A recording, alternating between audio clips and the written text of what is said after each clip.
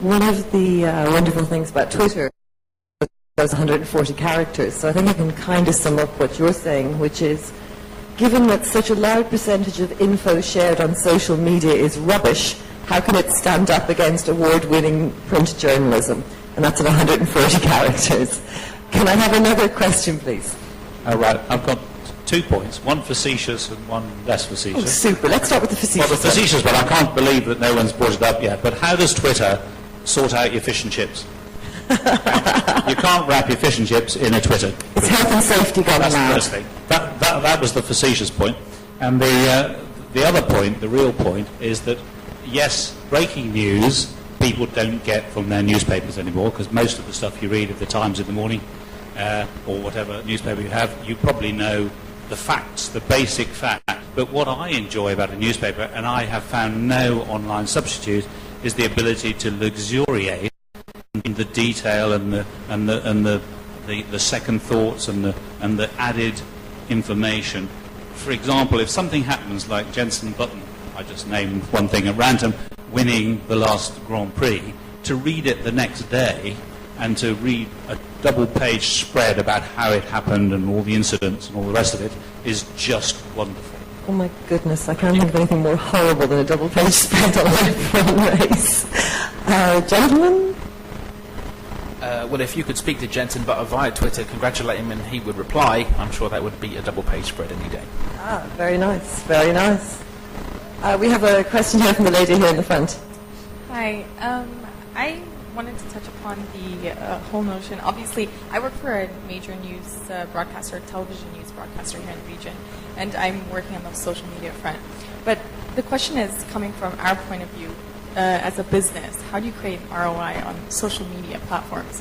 We see that it's a halo effect, obviously. Like you mentioned before, you'll be behind if you're not in it right now, which we're doing that, and we are giving the credible news to our viewers. We're getting the eyes on the social media sites. But where will it lead in terms of ROI? Okay, this is a really simple question to answer. It all depends on the plan you start with. You shouldn't start a social media campaign as a company without a plan. Basic business plan, start with your end goal and work forwards. To plug my own company, and I have no choice but to do this because this is where my experience is. With the British Business Group, we're majorly on 3 platforms, LinkedIn, Twitter and Facebook. We've discussed a lot about Twitter, so I'll go through that. Twitter is used for 2 purposes. One is to find members to grow the group. I can do that geographically, or I can search via people tweeting. And the second one is to promote our events. I can measure that by using shortening services that offer me analytics, so I can see that a person, using Google Analytics as well on our website, I can see that a person has come from Twitter to our LinkedIn page, seen the event, I can correlate the answer on Google Analytics, I can see that that person was referred from LinkedIn and they spent an average of 8 minutes on that particular page. 8 minutes is too much time to read a paragraph, but it's just about the right time to register for an event. So I can easily correlate in that way. We can also sign up new members, and you can do it rather simply by doing a survey, how did you hear about us? I also have I've also signed up members through business referral. People now trust BBG Online, our account, as an authority. I get asked questions about, how many Brits are in the UK by how many Brits are in the UAE by journalists. All sorts of questions, because we're seen as an authority. I publicise, I book interviews because of media relations on Twitter. So if you start with a plan, and you have that plan in place, I don't know exactly what your plan is. If you start from the beginning and work forward, then you can get easily lost. But our return on investment is the money that it brings in for us, and that's easily measurable with free analytical tools. Fantastic. So perhaps if you want some expert advice later on, you can speak with Alan. Just to let you know that one of our followers at #CCDebate has pointed out that there's a lot of rubbish on print media too, and that's @RobMitch08. Thank you, Rob. We have another question here, Hijazi, and I think I know which side of the debate you're at. Thank you very much, Don. It's very interesting.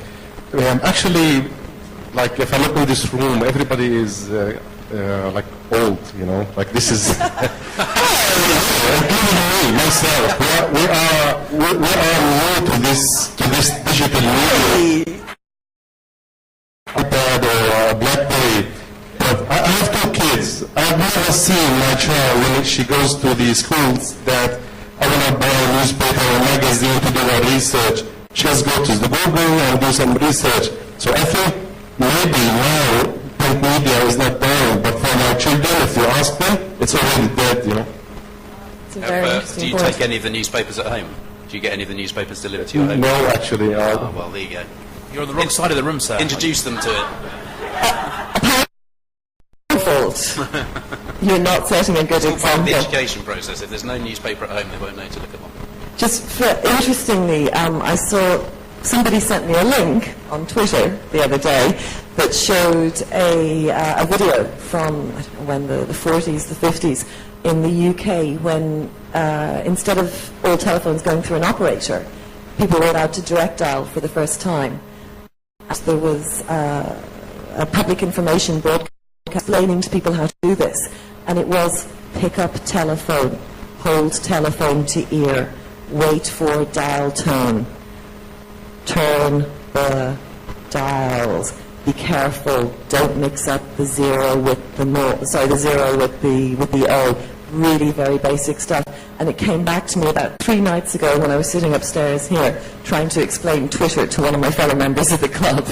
And I thought, I wonder if in 10 years' time it will seem as silly as that.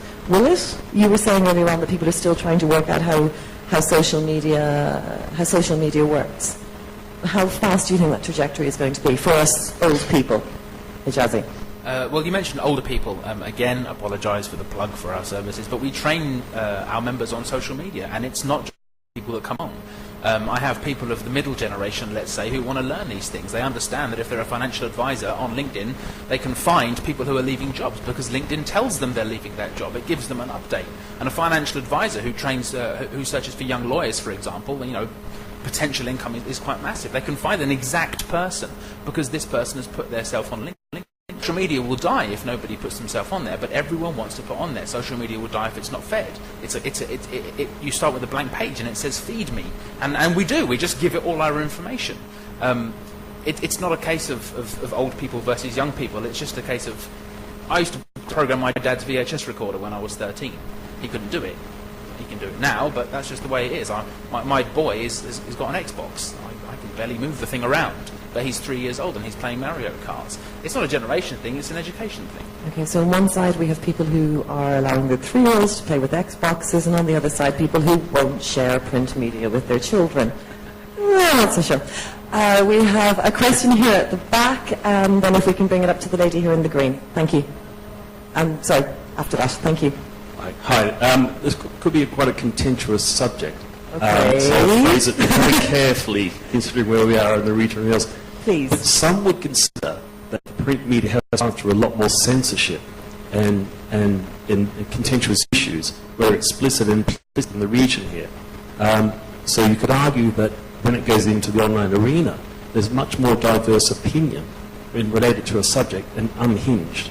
And our own research that you've been showing that a lot of people in the region don't rely on one source of information, which could be quite dangerous, but actually tap into a variety of sources to find out where the centre of gravity is on a certain subject. So I just put that out to the So top there. you say your own research. What? Yes, so we're a research company.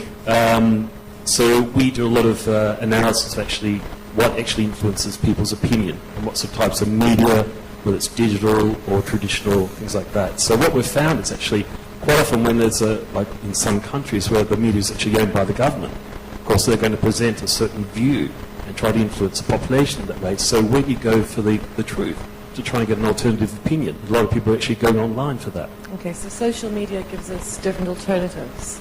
Does that seem like a reasonable thing Well, to I say? think as I think we probably both said today, social media has a role in terms of giving instantly somebody's opinion or view. Whether that is factually correct or not is up for debate, and depending on who's written it.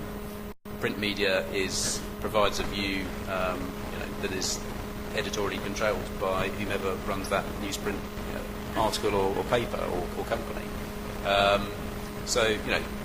Yes, you're going to get divergent opinions, and yes, I think you're going to find people are going to use more and more media channels in terms of sourcing their news.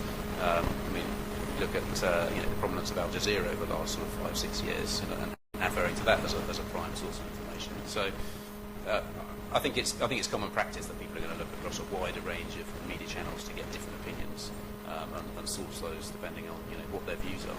And of course, I suppose how trustworthy they believe those sources to be. Everyone's going to make their own opinion in terms of In fact, one of our tweeters here was saying that in terms of integrity, they trust the news they get from other online users rather than print.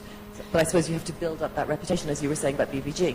Yeah, well, Neil has mentioned a couple of times now the fact that Twitter, Facebook and LinkedIn and all others are a wild west of random opinion with everybody lying and spouting fibs.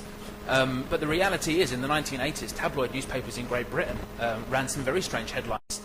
There's a horrible newspaper called the Sport, and they got very famous by running a headline called Freddie Starr ate my hamster. He was a comedian. Okay, now was that to be believed? They also ran a headline: London bus found on the moon.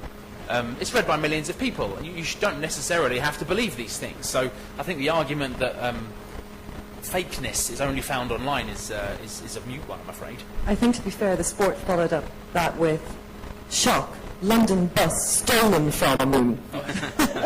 Which was quite clever, you've got to give them that. It's print media, it's not just a one-way thing, it's not all honest.